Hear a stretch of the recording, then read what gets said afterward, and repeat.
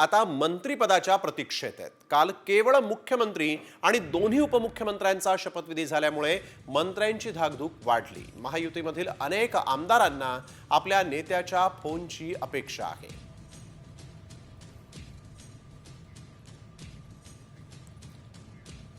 तर उपमुख्यमंत्री पदासाठी एकनाथ शिंदे हे तयार नव्हते, त्यामुळे शपथविधीच्या अगदी शेवटी पत्र द्यावं लागलं असं आमदार उदय सामंत यांनी म्हटलंय। शिंदेंनी उपमुख्यमंत्री पद स्वीकारावं यासाठी सर्व आमदारांचा त्यांच्यावर प्रेमाचा दबाव होता असं देखील त्यांनी म्हटलेलं आहे। त्यांच्याशी बातचीत केली आमच्या प्रतिनिधी वैदेही काणेकर यांनी।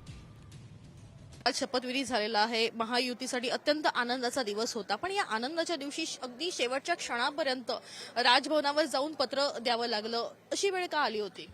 स्वतः माननीय एकनाथ शिंदे साहेब उपमुख्यमंत्री पद घ्यायला इच्छुक नव्हते।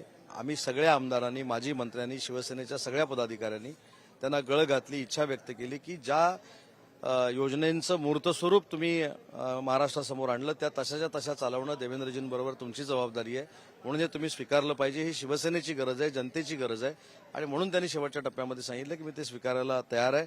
त्याच्यानंतर मी स्वतः देवेंद्रजींच्या इथे गेलो, देवेंद्रजींनी माझ्याकडे पत्र दिलं, शिफारस पत्र, आणि आम्ही ते राजभवनावर सबमिट केलं। शेवटच्या क्षणापर्यंत खरं तर ही गोष्ट ताणली गेल्याने अनेक चर्चा आलेल्या बघायला मिळाल्या की नाराजी आहे, अशा संदर्भात देखील चर्चा उपस्थित झाल्या होत्या। नाही, एखादी व्यक्ती मुख्यमंत्री पदाची जबाबदारी दुसऱ्यावर देणार ही माहीत असताना त्याचे सगळे अधिकार दिल्लीच्या केंद्रीय नेतृत्वाला देतो, त्याच्यामध्येच त्यांच्या मनाचा मोठेपणा कळतो।